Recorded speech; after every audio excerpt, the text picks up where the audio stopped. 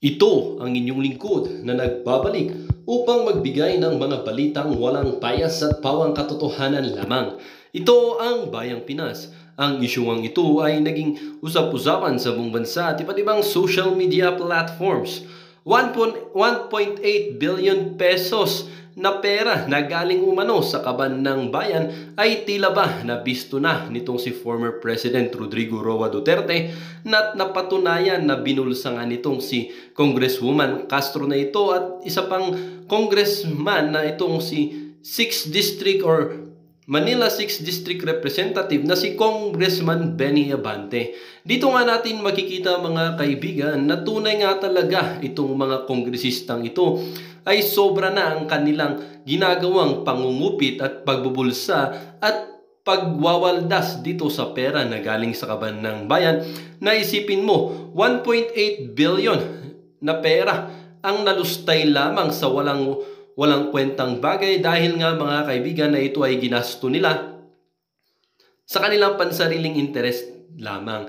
Ito namang si Congressman Acop, mga kaibigan, ay tila ba nag-init dito sa resource person na kanilang pinapahiya na naman sa loob ng Kongreso at sinabi umanong na kung hindi siya mag-a-abide or itong resource person na to ay talagang binantan pa na kung hindi makikinig ay isa-cite in contempt na talaga nila itong si resource person na kanilang kapanayam. Dito nga natin makikita mga kaibigan na itong cite in contempt talaga nitong Kongreso at Senado ay sobra na nga dahil sila na mismo ang naguhudyok or sila na ang humuhusga kung sino dapat ang ikulong na dapat nga ay ang gumagawa nito ay ang mga tinatawag nating mga korte. Ngunit sila ay nasusobrahan na sa kanilang mga kapangyarihan at inaabuso na ito at ikukulong nila itong tao or resource person nila kung hindi nila nagustuhan ang kanyang tanong. Kung kayo pwede kayong mangbastos, ang resource person hindi. Ang kapakapal ng mga pagmumukha nyo. Dito nga natin makikita na hindi rin maiwasan ng ating mga netizen at mga mamamayan na magbigay ng kanilang mga hinahinga at komento. Huwag na natin iboboto ang mga congressman na miyembro ng komite na yan. Tandaan po ninyo ang mga pagmumukha ng mga ito. Sila ang nagpapahirap sa ating bansa. Convicted na si Congresswoman Castro pero andyan pa rin sa Congress. Ano ba yan? Only in the Philippines. Madali lang pala sagutin kung magkano ang nagastos. Ang dami pang satsat. Karapatan naman naming mga Pilipino na malaman kung saan napupunta ang mga pera namin. Ito ang nakakabwisit, yung mga congressman ay hindi naman abogado. Nagkukunwari kung magtanong ay parang abogado, lalo na si Castro. Listen to the way and manner this congresswoman and man ask questions to resource persons in aid of legislation daw. Pero gusto nilang isagot yung gusto nilang sagot. Justice Department na ba Senate and Congress at talo pa ang NBI at PNP? As na lang ang iba or as na lang ang AB in charge if it's true. 1.8 billion is existence. Don't be arrogant to prove true to see your budget in Congress. Nga wala namang tinatago. Tabang-tabangan tong NPA convicted na sa nag-enjoy dyan sa HOR. Sana i-abolish na po itong HOR. Meron sanang maawa sa taong bayan. Yung taga-Congress talaga ang tuso magtanong. Kaya nawala ang tiwala sa mga taga-Congress. Ang tanong ko sa taga-Congress, totoo nga ba yung lang ang ginastos? Tandaan nyo, sabi ni Sarah, hawak ng 2 tao ang pira ng bansa. Pwede dayain ng pera ng Pinas, palabas nila dyan. Bakit kung gagastos ako ng 2 billion pesos, ipapalabas ko na 2 million lang ang ginastos ko? Imbes na 2 billion ang ginamit ko. Tapos ako ang may hawak ng pera, may magagawa ba kayo kung yun lang ang idedeklara ko? Common sense lang yan. Well, para nga sa kabuang detalye at impormasyon ay panoorin na lamang ang buong video. At salamat na rin sa ating mga solid viewers sa walang sawang pagsuporta. At kung bago naman sa ating channel ay syempre, huwag kakalimutang mag-subscribe, pindutin ang notification bell, piliin na rin ang all upang laging maging updated sa mga balitang bago, totoo at walang bias dito sa channel ng Bayan ng Bayang Pinas. Huwag din pong kakalimutang mag-iwan ng like at i-share ang ating mga videos. Muli po mga kaibigan at kababayan, maraming salamat and God bless.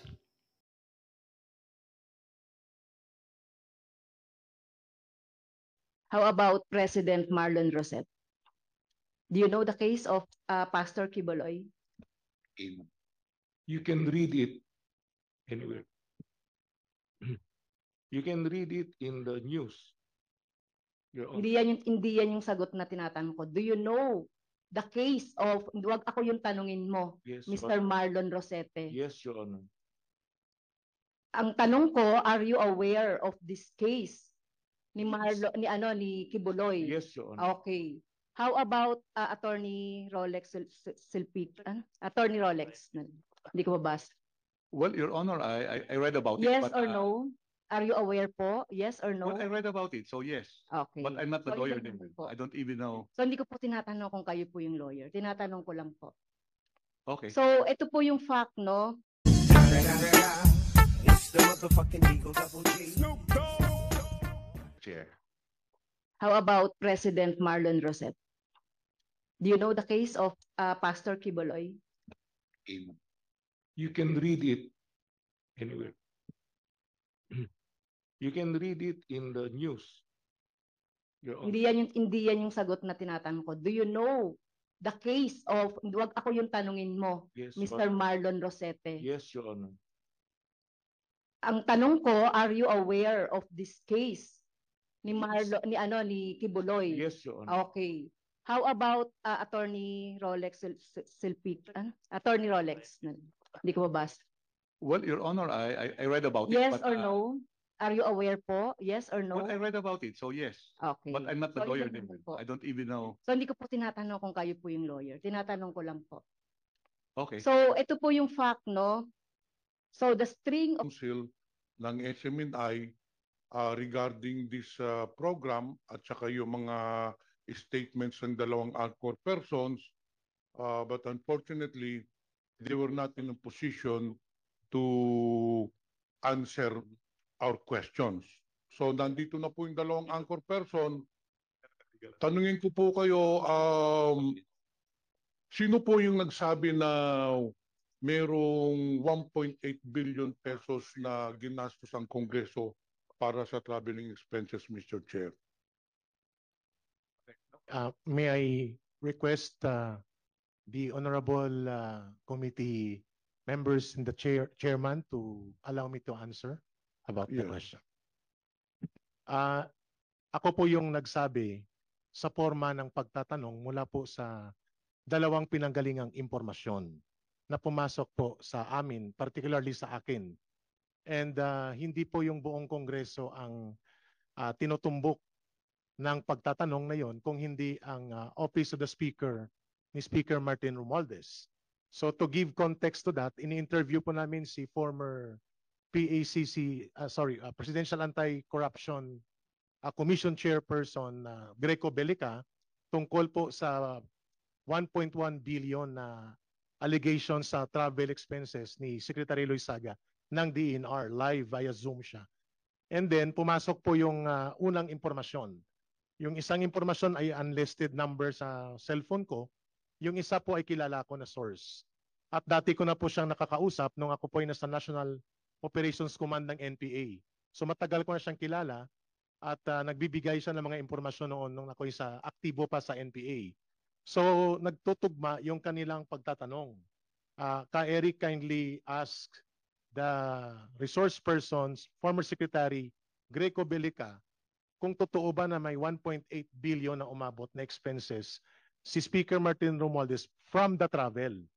So ako po yung unang nagbungad niyan habang ini-interview namin si Secretary Greco Belica. At ang source ko po, ang isa ay unlisted number sa text message, pero tumugma po doon sa isang source na kilala ko. And yun po ang dahilan kung bakit kami nagbungad noon without any intent of malice or imputing any sign of disrespect to the Speaker of the House, because it is we presume it is part of our editorial authority and policy as well to open questions pertaining to public interest issues. And sinabi namin na sana magpaliwanag dito si Speaker Martin Romualdez or ang House of Representatives as a matter of our obligation under the editorial authority provided by SMNI sa mga anchors. Mr. Chair, Eric, when you delivered your statement, you presumed that your source was correct. Kayo po ba ay naniniwala na may 1.8 billion pesos na ginastos ang Kongreso para sa travel expenses? Your Honor, kung naniniwala pa ako outright, hindi ibig sabihin affirmative ka agad ang posisyon ko. Yung tono po ng pag-deliver sa buong konteksto ng programa ay pagtatanong, clarification, because we want to clarify matters of public interest that are so serious, like the information na ibinahagi po sa amin. So wala po kaming conclusion doon. Alam, Mr. Chair, may we know sino po ang source ninyo? May I request Your Honor to refer to the legal advice of the legal team from the SMNI. I don't think, Mr. Chair, I have to refer to the legal counsel. Kayo po ang tinatanong ko, kay Eric. Sino po ba ang source ninyo? Remember that you're under oath. Yes. And under our House rules, if you cannot answer my question truthfully, we can cite you for contempt and we can detain you. So again, let me ask you again, Mr. Chair, sino po bang source ninyo? Again, may I request Your Honor to be guided properly on my legal rights and on my legal basis and foundation to appropriately answer the question of the Honorable Congressman so that I will be protected also of my constitutional and legal rights before I give the answer to a very sensitive request from the Honorable Congressman. Mr. Chair, may I Yes, Honorable Franz Castro. kasi Mr. Chair, yung ating dalawang lawyer dito, they are corporate lawyers and they are not lawyer of individual anchor. So yun po ang sabi nila. Alam po ninyo, opo, bago po kayo dumating, kaklaruhin ko na po yung sinasabi ni Congressman, ni Kong Castro. Kanina po, tinatanong po namin yung kayo. Ang sagot po nila, hindi kami diyan dito para depensahan ang mga anchor namin. Andito kami for SMNI. Ergo, wala po silang sinasabi na wala silang otoridad na depensahan kayo. That's why, transversely, now that we're asking you, and they already manifested under oath that they cannot, they're not here to defend you or to even assist you. Therefore, we're asking, and we will have to be very clear that the question of the Honorable Pimentel should be answered directly by you. Mr. Chair. Kasi po, pinag-usapan po natin klaro naman ho kayo kanina, 3 beses kami nagtanong sa inyo Yes, Diba, Mr. Chair. 3 beses mo kasi hanapin natin sa transcript, andyan yan. Yes. Hindi ko kami nandito para depensa ng mga anchor namin. Katunayan, may disclaimer nga kami dyan Kung ano sabihin nila, wala kaming pakialam. Ganyan siya sabi nyo kanina Yes, Mr. Chair. Oh, That's our answer, Mr. that's right. Chair. Now that we've said that, Can I? we cannot entertain that request because you manifested that earlier. But for purposes of due Mr. process. Chair. Again, Donald ulitin Blanco. ko, malapit na akong uminit ang ulo. I will move to cite you in contempt for not obeying our rules. Again, sorry for that, Mr. Chair.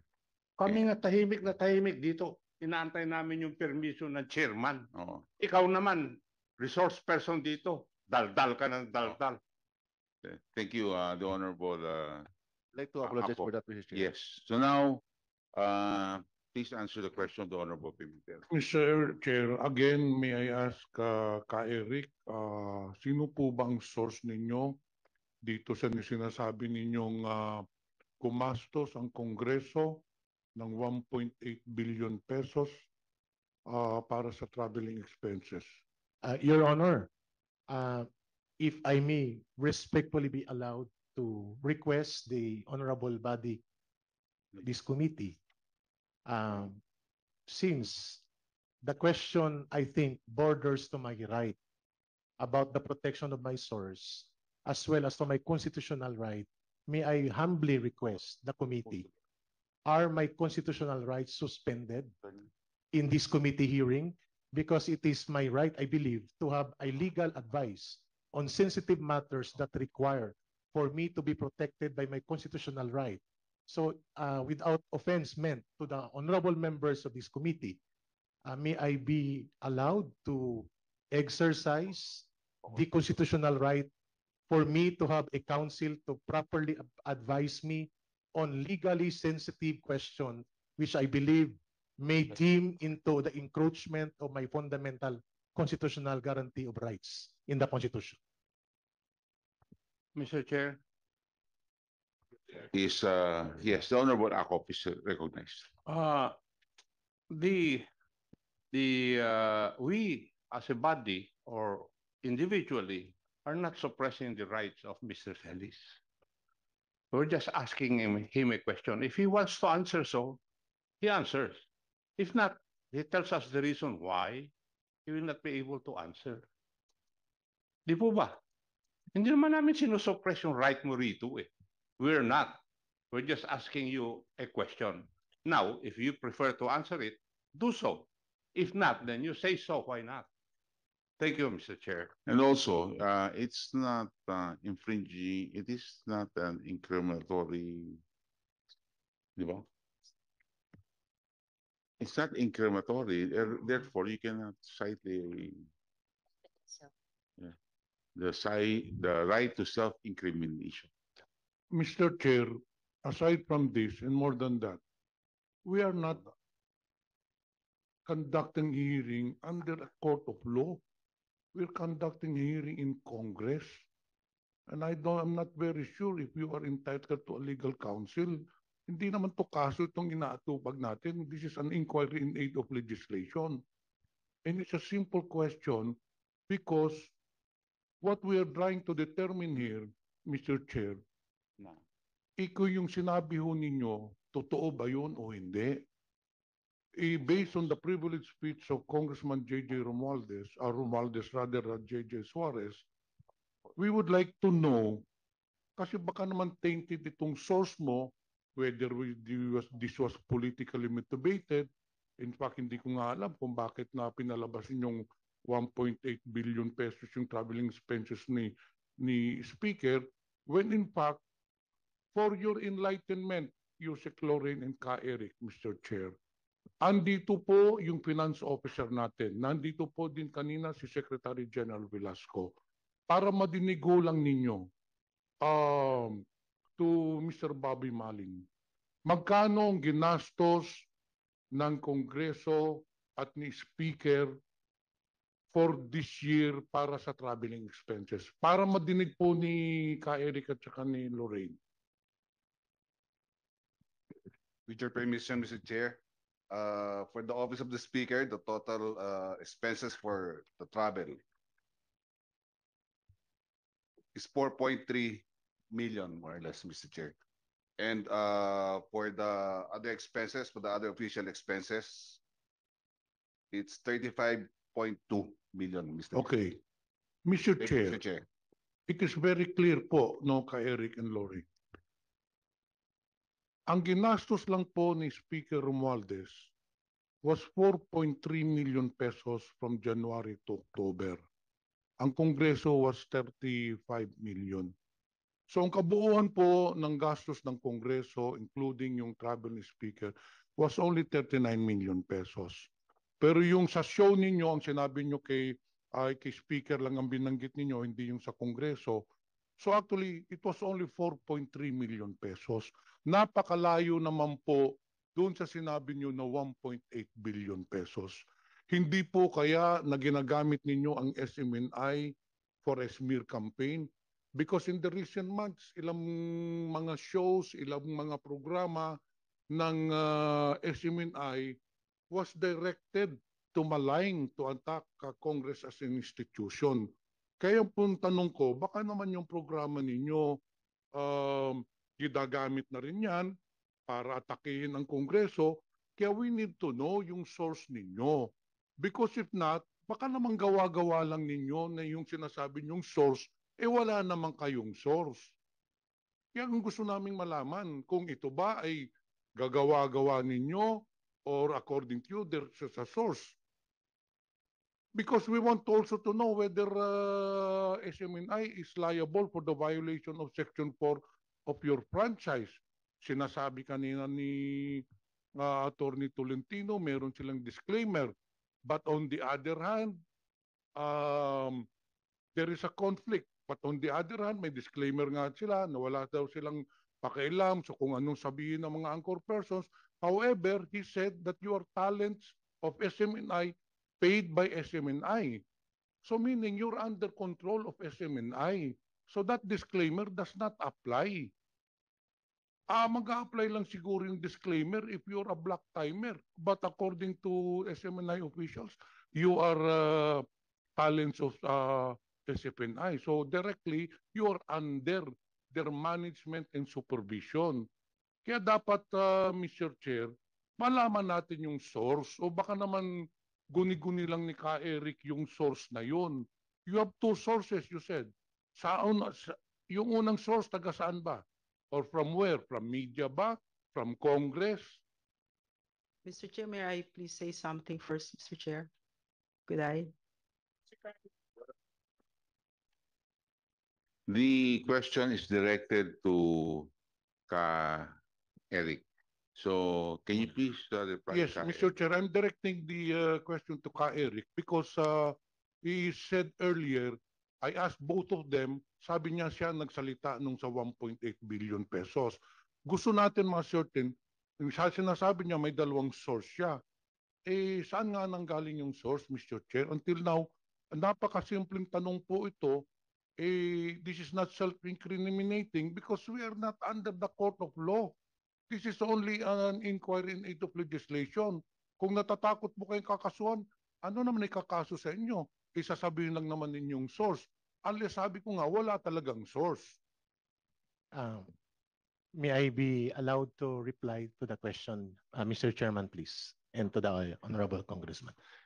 I believe in the practice of journalism, the protection of the integrity and the trust and confidence of the source in the stories or in the information gathered related to stories are sacred. They are like contracts. If not legally as a contract, sacred po yun para sa mga journalists. Nandito yung mga media. I know how they also feel kapag pinilit sila na ang source nila ilabas nila doon sa mga sensitibong impormasyon. So yun po ang aking inaalala. Dahil ang source ko na ito, Congressman Pimentel, sir, Your Honor, Mr. Chairman, matagal ko na siyang source nung nasa NPA pa ako. At wala po akong pag-aalangan na ang kanya mga impormasyon na ibinibigay ay tumutugma doon sa mga impormasyon na nakukuha ko when I was still part of the National Intelligence Unit of the NPA National Operations Command. So kilala ko siya. The other source, sinabi ko na po, Your Honors, ito po ay unlisted number. Dinilit ko siya, pero nagulat lang ko na tumugma sa isang source na kilala ko. And I had a meeting with him. May pinakita siya, ayun tuloy, na-reveal ang gender. Nalalaki siya. I had a meeting with the source at may pinakita sa mga documents. Hindi kaagad kami nag-conclude because I have to seek audience and guidance from the Auditorial Authority of the SMNI. But the question was posed immediately because the source texted us during the interview live kay former Secretary Greco Bellica. So nang kinausap ko siya, sabi ko we need the documents to sustain the discussion. So hindi po ito smear campaign or isang kampanyang orchestrated para sumira sa imahin at integridad ng House of Representatives. I believe sako po ito ng tamang paglulunsad ng press freedom at gawaing pang journalist yung ginagawa namin dahil kami po ay naniniwala na public interest issue na magkaroon ng pagpapaliwanag sa pamamagitan po ng paghahayag na ito, kagaya ng we are now very enlightened. Thank you so much, Your Honors, na sinabi po dito na less than 5 million pala yung expenses ni Speaker Martin Romualdez at yung buong House of Representatives ay nasa 35 million lang. So kung inilahad namin ito as a series of special report, we need vetting and verification dun sa source.